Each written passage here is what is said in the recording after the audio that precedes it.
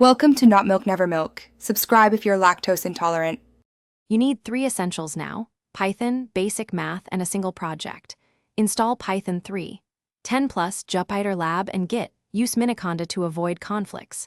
Study core statistics and linear algebra with concrete examples so you can apply formulas. Choose one CSV dataset and decide the target: classification, regression, or clustering. This gives you a clear success metric.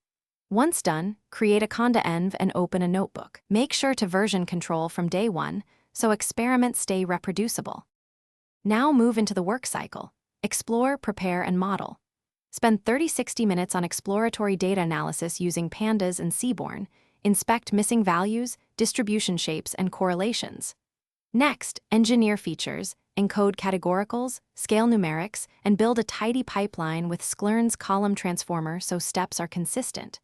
Train a baseline model first, then run hyperparameter search with cross-validation, typically k equals 5. Once you have results, compare metrics on a held-out validation split and iterate on features or model choice. Wrap up by retraining the chosen pipeline on the full training set and saving model artifacts plus a reproducible inference script.